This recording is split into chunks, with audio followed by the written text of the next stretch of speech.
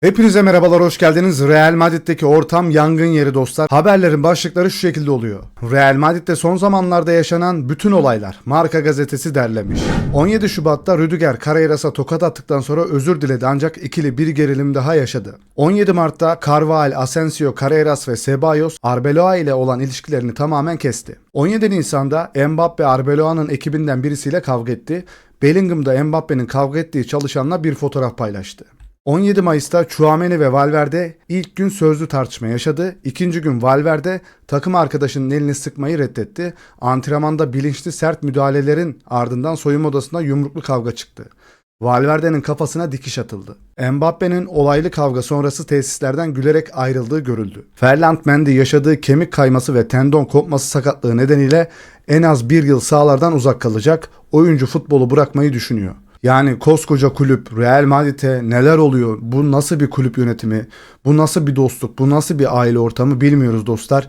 Hemen şimdi haberin detaylarına geçelim. Evet, olay nasıl başlıyor arkadaşlar? Valverde ile Tchouaméni arasında bugünkü kavganın detayları. Valverde Tchouaméni'nin yanına giderek dünkü olayı niye basına sızdırdın diye bağırdı oyuncuya. Yani Valverde bu olayı basına sen söyledin diyor. Tchouaméni ben sızdırmadım dedi. Valverde ısrarla suçlamaya devam etti. Tchouaméni sinirlenip yumruk attı. Valverde düşerken kafasını çarptı ve bayıldı.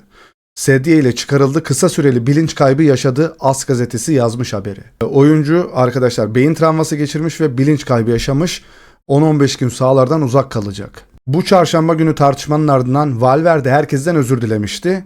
Tchouaméni hariç. Ve bu perşembe tüm takım arkadaşlarının elini sıktı. Tchouaméni'nin elini sıkmadı dostlar. Federico Valverde Tchouaméni'nin özürünü de kabul etmemiş. Valverde diyor ki soyunma odasında yaşananları sızdıran birileri var diyor. Valverde yere düşüp kafasını çarptıktan sonra kısmi hafıza kaybı yaşadı. Real Madrid'li oyuncuların Valverde'yi yerde kanlar içinde ve yarı baygın halde buldukları öğrenildi. Sonrasında Valverde'den olayı yalanlayan açıklamalar geldi. Çok garip burası. Bana burası çok garip geldi. Instagram'dan yaptı açıklamayı. Valverde, evet bir anlaşmazlık yaşadık doğru. Tartışma sırasında kazara masaya vurdum ve kafamda küçük bir kesik oluştu. Bu sebeple hastaneye gittim. Takım arkadaşım bana hiçbir şekilde vurmadı. Ben de ona vurmadım. Birbirimize girmedik demiş. Yersen. Ve sonrasında şöyle bir haber de var. Valverde'den Real Madrid yönetimine bir haber var. Bu yaz ya ben gideceğim ya da Tchouaméni gidecek. Seçiminizi yapın demiş.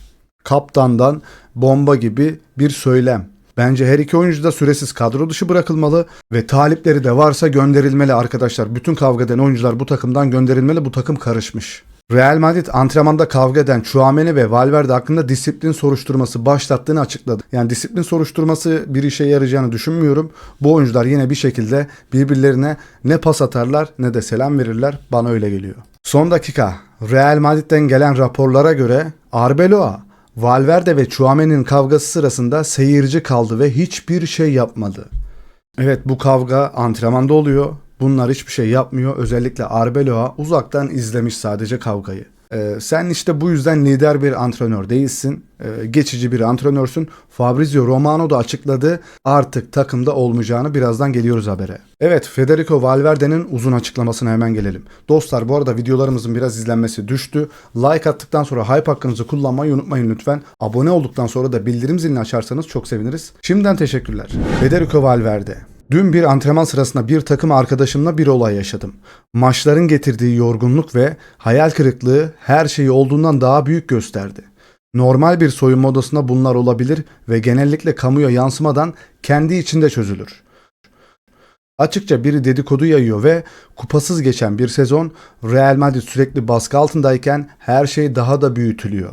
Bugün bir anlaşmazlık yaşadık. Tartışma sırasında yanlışlıkla bir masaya vurdum ve bu da alnımda hastaneye gitmeyi gerektiren küçük bir kesik oluşturmasına neden oldu. Hiçbir noktada takım arkadaşım bana vurmadı, ben de ona vurmadım. Bunun kavga ya da kasıtlı bir şey olduğunu düşünmek daha kolay olsa da bu doğru değil. Durumla ilgili öfkem ve sezonun sonuna doğru bazı oyuncuların zorlanması beni takım arkadaşımla tartışma noktasına getirdi demiş. Evet, diğer oyunculara da biraz suç atılmış burada. Valverde'nin bu açıklaması çok garip geliyor. Durduk yere düşüp kafanı masaya vurmazsın herhalde diye düşünüyoruz. Muz kabuğuna mı bastın? Ve bu olayların sonrasında bütün oyuncular tesise çağrılıyor arkadaşlar. Real Madrid'de acil bir toplantı devam ediyor. Durum aşırı gerilimlere ulaşmış durumda.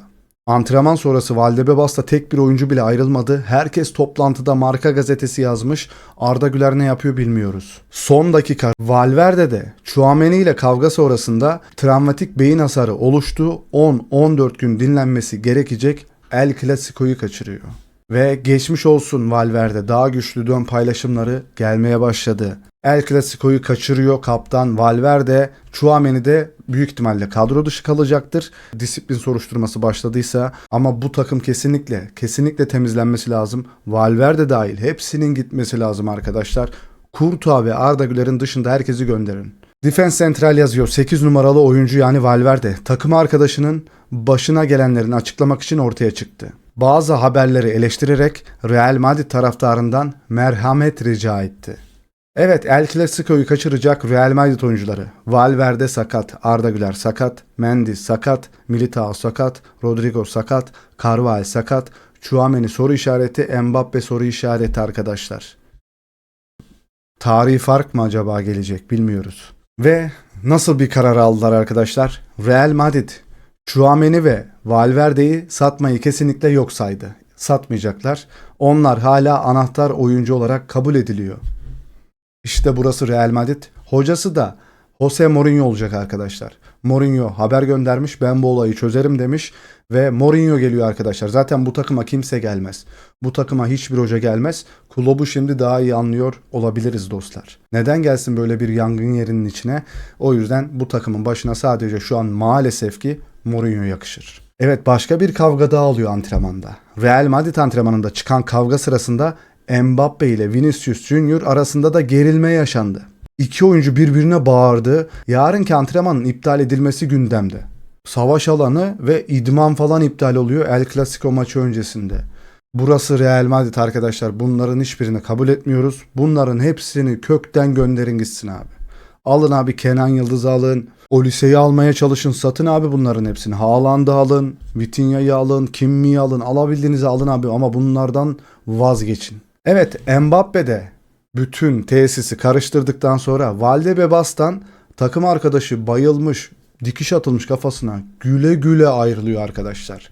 Bu olabilir mi sizce bütün haberleri çıkaran? Çünkü onun adına 40 milyon imza toplandı takımdan gönderilsin diye. Sizce yapmış olamaz mı dostlar? Sizce o köstebek kim? Hadi ben sizlere sorayım. Arbeloa'yı destekleyen sadece 4 tane futbolcu var Real Madrid içinde.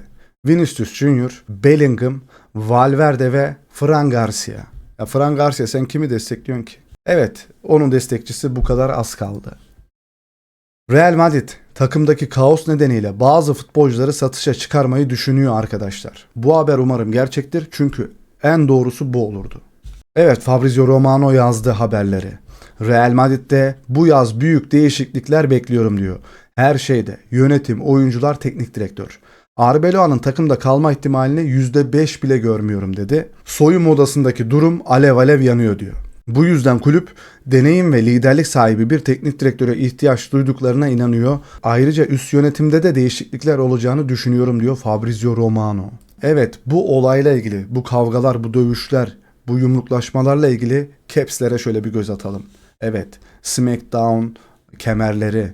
Bu kulübü şimdi kurtarmanın tek yolu Khabib'i koymuşlar. O da Real Madrid antrenmanını ziyaret etmişti. Ondan sonra böyle şeyler oldu. Barcelona pazar günü oynanacak El Clasico maçında alternatif bir forma giyecek.